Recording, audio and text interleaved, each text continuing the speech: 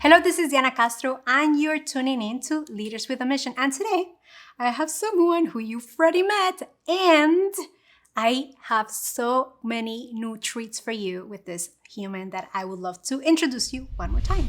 Her name is Michelle Villalobos, and she's on a mission to activate influencers, leaders, and superstars to dream big, expand, grow, and explore the adventure of their life in full self-expression.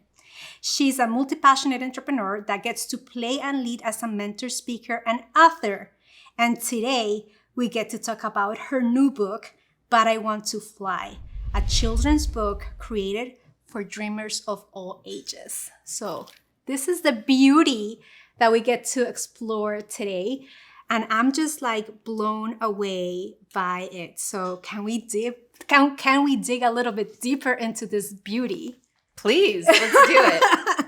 So first, let me know, how was the inspiration? How did you birth this project? I'd love to tell you this story. It's crazy actually, because I've never written any. Okay, let me back it up. Let me tell the story. I was sick. I had the flu and I had COVID back to back in February, March 2021. And one morning I was still in kind of recovery, still not feeling great. And I woke up with this kind of melody in my head around 4 a.m. And honestly, I tried to go back to sleep and ignore it, but it wouldn't be ignored. It just wanted to be captured. So I was like, fine, I'll just get up and I'll write it down. I'll go back to sleep. And I got up and I wrote it down and I just kept writing. And it was this poem that came out of me fully formed. I mean, there was no editing hardly. It was just, I just, downloaded this poem, like 22 stanzas of a rhyming poem. I've never written a rhyming poem before. I mean, maybe in like the second grade, roses are red, violets are blue, but it's not something I do or have done or certainly have turned into anything. And I wrote it, I loved it, and I shared it with a few people. And people responded beautifully to it. They liked it. And I just kind of, moved on my merry way and forgot about it. And then I was on the phone with a colleague, a friend, and he, long story very short, essentially said, why don't you turn it into a book? I don't, book, like whatever. But then it just kind of started to percolate in my mind. I couldn't let it go.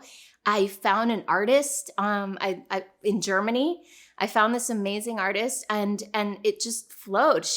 I gave her my vision and she created these illustrations, and it's, I'm so proud of it. I'm so excited about it. It's the thing that I'm most excited about right now that I've ever created, really, in terms of a creation, a piece of art or This is just so beautiful. It's like a children's book for dreamers of all ages. Because the first time I heard this book, I ended up in tears. I was like, oh my God, it's so deep. And it feels to me like it's the journey of every human. Mm-hmm. And like those who are invested in personal growth, those who are daring to dream, it's like your independence letter. Like that's how I received it. Yes, you nailed it. I've never heard it said that way, but that's exactly what it is. And it's, so if you'd like, I can share. I would love for you to read it to us. Oh, okay. All right. Yeah. But let's do that in a little bit. Okay. Because I want to learn more about the butterfly, because I think everything that you do is symbolic. Extremely, like, there's a purpose behind everything. Everything. There's very little that was not pre-planned in this book. Like every word, because I wrote it fully formed and then I went back and I've refined it and refined it and refined it over the last year. And it's to a point where I think it's like, it's perfect. It's as perfect as it's ever going to get. It's polished, it's clear, and it's meaningful. And every word was chosen very carefully. Beautiful. So tell me about like the intentionality that has gone into this and like the symbology that you have like dove in to express every inch of this beauty, because it's like, it's art at its finest. Thank you. Thank you for saying that. I feel like it's a work of art as well. And so the story is essentially a story of coming to terms with regret and sadness, and then transmuting that into creation. essentially. I mean, that's what it boils down to. That's why it's a children's book for dreamers of all ages. And I really struggled with whether to call it a children's book because it's really not. Mm-hmm. It just looks like one. But it's really a book about evolution, expansion, growth. Yeah, it's for everybody. And it might even be a little dark for some children, actually. But I feel like you've met my daughter, she's 11. And I feel like kids nowadays, they're being exposed to a world that is so grown up. Yes. And to be able to experience the words and the intricacies of that it is okay to break down, that it is, I mean, I'm giving some like it's juicy okay. stuff away. Give it away, yeah. Like I don't want to like damage it. And it's like I busted the illusion, but here it goes. It's like for them to experience the world through a book that gives them permission to be, to break down, to embrace. It's a beautiful thing because sometimes they don't get that from home. They don't get that from anything. And this was born out of like, to me, a download. This is something that came from divine source. This is something that needed to be birthed for humanity to experience. Yeah. Yes, I feel your soul, and it's just so beautiful that we get to do that. So again, there's so many like little nuggets of wisdom and intentional messages. Can you give us a little bit of like what went into that? Yeah, I almost wish that I hadn't told the story already of like how it came to me, because as you're speaking, I'm realizing, and I don't think I've ever actually put this all together before. You know, I'm having my own awareness as we're talking, which is, you know, that was a really dark moment, the flu and the COVID, because the story that not everybody knows is that without getting into it, there was a lot of shame associated with when I got COVID. It was back in the day, it was earlier days. And I had a huge amount of shame and guilt, and because other people caught it with me from something that an event I put together. So ultimately, I guess I held a super spreader, and I had a lot of shame and guilt around that I was processing at the time. And that I had just processed really is where, and so what this book, a lot of it is dealing with the shame, the guilt, the regret of having made decisions that you would maybe do differently another time. Like, you know, the awareness of like, maybe I messed up, maybe I made a mistake, I did something wrong, or I in this case, and I've had this experience, maybe you have too, I don't know that you have, maybe, of feeling like I had sold out my life, right? I had a breakdown back in 2014. We talked about it in the last video. You can go check it out. Go check out that video. And the breakdown was, I always say that it was the opportunity that I needed for my heart to crack open big enough for enough to come out and get cleansed and get alchemized and get healed. That it was the cracking open that allowed the healing. Rumi says the wound is where the light enters you, right? Mm-hmm. And so I know that, and so I knew that happened to me, and that's in here. There's a scene in the book where she says her heart cracked open, regret poured out.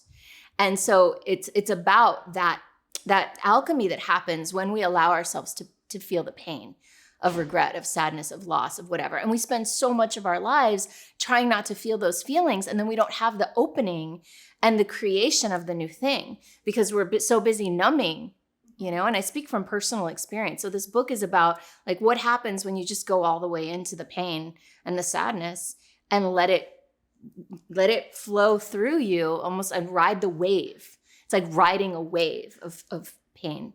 So I think this is the perfect timing to ask you to read the book to us. Okay. And if you start crying, don't feel like I got you. I understand. I was there. So would you please enlighten us? I'd love to. I'd be honored. Go ahead. All right. But I want to fly. Where should I look in? You can look at that, and then that's your audience. I do have to still read it. You think I'd memorize it by now? I do know it mostly by heart. All right. Waking up again on the hamster wheel of life, V was safe, secure, and warm, but dying inside. Somewhere along the way, she lost her dreams and her desire. She acquired many shiny things and forgot to stoke her fire. What if this is it, she feared, and I never get the chance to live the life that's calling me and in the mystery dance? V wept and wailed and mourned the cost of the choices she had made. But the painful truth was clear as day, no one but she to blame. Her heart cracked open, regret poured out, along with so much more, miles and piles of pent-up pain from years and lives before. She let it flow till tears ran dry, like a wave moved through her soul. And on the other side was light and love and a yearning to be bold. Her heart whispered, "It's time to go." Her mind shot back, "Why? All we need is in this nest, but I want to fly." V shared her dream with some she knew, the ones she most respected, but met with doubt and ridicule, which left her quite dejected. She struggled then to overcome her inclination to stay small. Would this be a journey for the ages or the legend of a fall? She set a scheme in motion and made of fear a friend. She turned it round to fuel her plan and avoid a gruesome end. V labored long for days and nights, crafting her contraption. She sewed and snipped, screwed, cut, and clipped, until such time for action. As her ship took shape, she mapped a course to witness the world's wonders. She meantime nurtured strength and grace to forgive and face her blunders. The chosen day upon her, the sun was waking up. She prayed to have a steady hand and a little bit of luck. She checked her wings one more time. Will they hold me steady? Then grabbed her gear and climbed the hill. The time is now, I'm ready. Hands shaking, knees quaking, and the breeze just right for a maiden flight. Barreling down the runway, V thought, what if I die? Her heart countered, honey, now we're alive. As she leapt off the ledge, her heart clenched in dread. She feared a downward plummet and took off instead. Can't turn back now, her plane sailed on air. She felt the thrill up her spine and the wind in her hair. The chill cramped her toes and her cheeks burned like fire. She embraced all of it and climbed even higher. Many years have passed since that first solo flight. Mountains crested, oceans crossed, inner demons to fight. From bumpy landings to lightning bolts, she faced them all and more with strength, heart, courage, and faith she had not before. Inside herself, she held the key to the treasure she once squandered, which locked away it would have stayed had she not struck out and wandered. Soaring far and wide, V is wild and she is free, and says, of all the amazing things I've found, the best of all is me.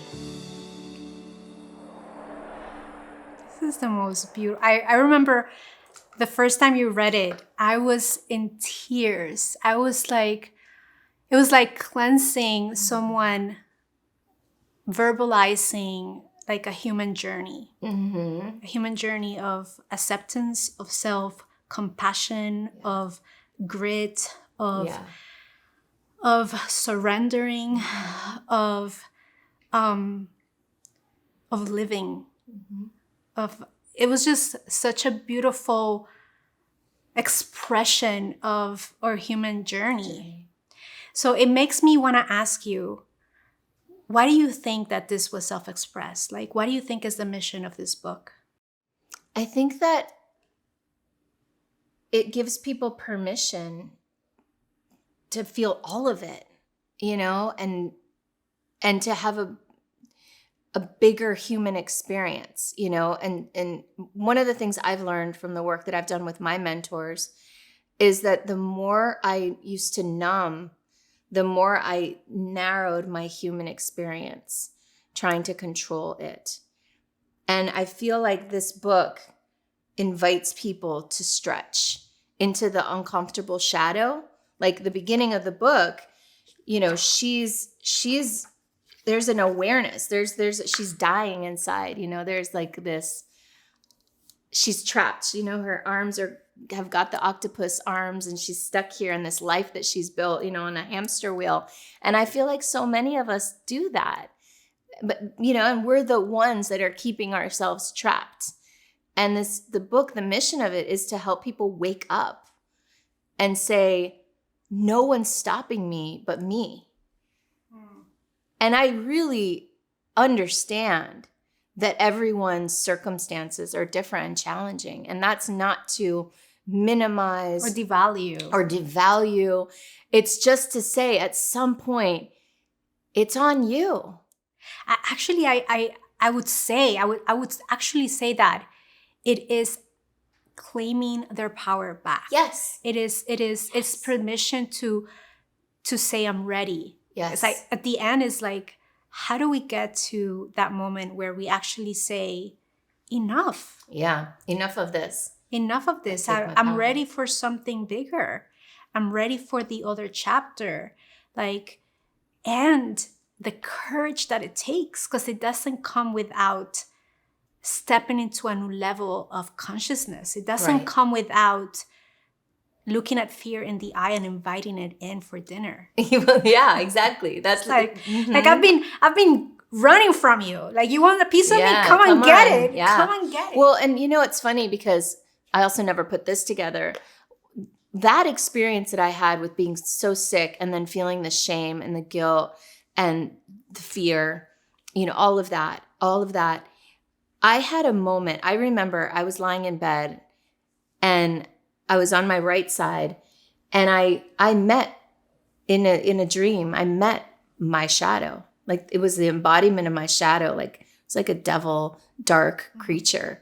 And I turned over and I gave my back to it. I was like, I'm not ready to face this. I'm not. And this was in a dream, but kind of half awake, one of those things. And I remember having that thought, like, I'm not ready to face this. And I remember the shadow saying, I'm still here. You can face me. Maybe not today, but you'll be back. And I'm not going away until not going away. And I forgot about that. And then in the depths of my COVID, fear, anger, all of that thing, I had another dream where that shadow, that creature, like this devil, I don't know, it's like this green, ugly monster thing. And I opened my arms and I said, come. And I embraced it. And I was in tears and I loved it. And I realized in there, oh, this is the work. This is the work, is to embrace it, not to rip it out, not to kill it, not to separate from it. Like, this is the work of this consciousness of humanity, is to embrace it and not to try to destroy anything, like to come from love, even to our darkest parts. And that's literally what's happening on the planet right now. Is like, we're facing some of our darkest stuff as a humanity. And the invitation, I think, with this book and with a lot of work that's out there is like, can we bring it in and can we be with all of it? But even the darkest part of ourselves. Even the darkest part. And some of the work I've grown with you comes with that of what if it was there just to feel loved? What if it was like a part of you that has been neglected for so long that is just screaming out of the top of the roofs, see me. Love me. Love me. Mm-hmm. I'm part of you. Mm-hmm. And that is the most transformational work that I've experienced alongside you. So I want to honor that and I want to thank you for that because it brings a perspective of everything comes for a reason. Everything is for a reason. Everything, even when we don't understand it, even when we don't want it. That's faith. That's trust. And giving ourselves permission to feel the yuckiness of it. Yeah. Because I think that part of what is separating us from everything, which is the suffering that we're going through, is not giving ourselves the space to break down. Because what would this person say? And the shame and it's just but this is me.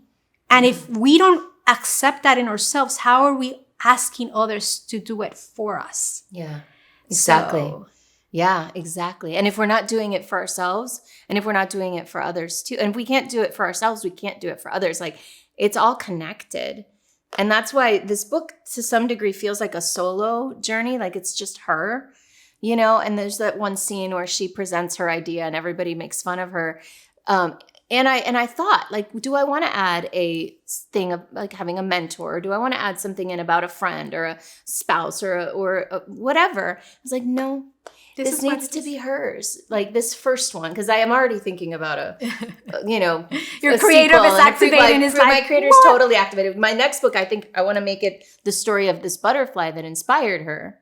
Like how the butterfly goes through the dark night of the soul and the cocoon and all that stuff. That's another story.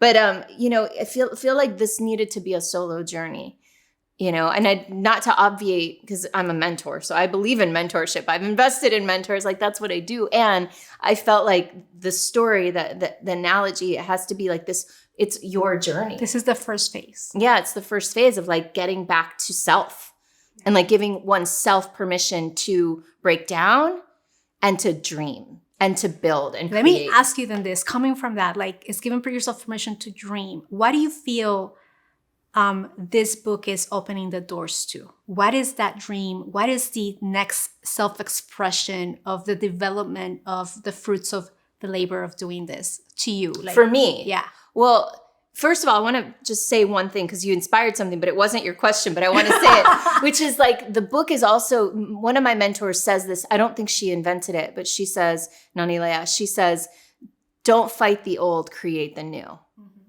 And so much of my quote unquote activism in the world has been about like being angry at the old. And I'm not alone, right? It's like, this is wrong. This is bad. This shouldn't be anymore. We shouldn't, we should. And, and I'm really becoming aware of like shifting focus to creating the new. Because I'm a creator. You're a creator. We're creators, right? Like that's who we are. So the energy that we expend over here fighting the old, that's breaking down anyways, is like, why not go create the new thing? It's way more fun. Invest more energy on the creation so that the other thing becomes obsolete on its own. It becomes obsolete on its own. It's dissolving. Remember that video we watched? You didn't watch it. Okay, sorry. Dissolving the old, right? The new will come and it will attract the people. So I'm like squarely in the create the new camp now. Like that is what I'm committed to. And when I find myself getting sucked into the rabbit hole of the old, I pay attention. I'm not saying I ignore what's going on. I really don't. In fact, that's why I wear this cross, because it's an equilateral cross. It's the sacred cross. And the concept of it is like connection to divine, connection to earth, and connection to humanity in equal parts, right? Nothing greater than the other, but like equal in all directions. And so creating the new is pulling me forward into, what's my offering to humanity? Am I going to be known for the angry tweets that I did, about like stuff that I hated? Like, that's not who I'm going to be in the world. I want to leave this behind. And that energy depletes us. Well, this energy kind of amplifies us. Yeah. And it's the invitation of what if for everyone else. This is so juicy. Yeah. So that's for me. You asked me, it does kind of come back to your question. Like, what's in this? Like, I don't know. I just know that it's from this new energy. It's from this consciousness. It's from love. It's from my own alchemy. It's from doing the work myself, not perfectly, not done. That's for sure. But I don't know. I'm putting it out there. And I put it out there recently. It got rejected, from a publisher. And it's like, all right, I'm going to do it myself. Self-publish it. Like, it's nothing's stopping me, I'm just like, okay, then I'm meant to do it this way instead, It's just a different way of creation or creating than I've done before. Thank you for that. Thank you. I'm going to ask you a question referring to the book of like, I always ask this, and I asked you this last time, which is kind of like the non-negotiable of Leaders with a Mission conversation is, how do you define leadership from the place of the birth of this book? Like, how would you define it? How would you invite people to consider leadership from that creation? It always comes, this never changes. This is my North Star. It's alignment first.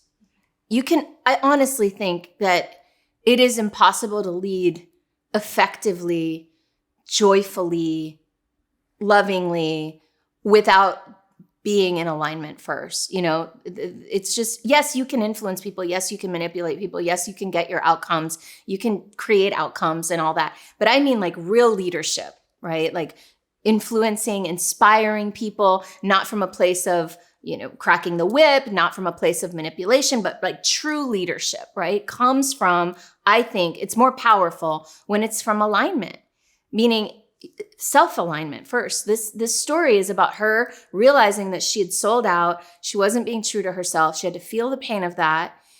From the moment she was able to move that through, a new dream dropped in, a new vision. And that's leadership, is leaders on a mission, right? It's letting the dream drop in and then becoming the person, right? The embodiment, which in her case, she started building, she started mapping, she started learning to meditate. Like, you have to see the pictures to know what I'm talking about. You know, she had to start living this new vision. And then she had to take a leap of faith. At some point, she had to say, all right, here we go. I'm scared and I'm doing it anyway. What I downloaded from what you just said is like, there's energy being withheld when we are stuck in not feeling. Like we're there's energy that is like, has not been released. Yes. And then once it's given permission to be like, yeah, there's now bandwidth in yourself to receive new, to create new. That's why this poem came through me after I just released all that anger, blame, shame. You know, it's like, boom, all right, use me. I'm available, right? I'm open for business. Let's go. You know, what I forgot to mention is that I had a moment on my knees where I said, I give up. Use me. I'll do what you have me do. Like, I surrender. I commend, I remember these were the words, I commend my life to the divine, like whatever it is. And and that was like a week before this happened, you know, it's like, boom, okay, here, take this. So can I have the book back? Yeah. So for me, I guess like one of the questions that I usually ask is, what books inspire you? Like this time, it's like, hello, please check it out. Where can people get more of you? Where can people find this? How do we get this into the hands of as many people as possible so they can experience Thank you. the beauty and the intentionality and the love and the intention that was poured into this? But iwanttofly.com. That's where we're going to have, I don't know when people are listening to this exactly, but there's going to be a way to either pre-order or order by the time you watch this. So, but iwanttofly.com. That's it. And by the way, you said other books, and I know we talked about it, but this is a completely different genre. Roald Dahl, Shel Silverstein, and I forget the name of the author, Maurice Sendak, Where the Wild Things Are. That I feel like there's some, and of course, Dr. Seuss is all in there. You know, that's what it feels like to me, is what the it's inspiration. a compilation of everything. Thank you so much for showing up for those who are looking to break free from their limiting beliefs, for those who are ready to fly, and those who are ready to embrace the new version of themselves, to self-express in a way that honors their creator and honors their journey. Thank you. Thank you. Thank you. Thank you. I had to bring her back. I couldn't help it. So for those of you who are here to change the world, for those of you who have a message, for those of you who want to amplify the world and create with the intention of legacy and impact, I'm going to invite you to visit us at forproductions.com. I'll see you in the next one.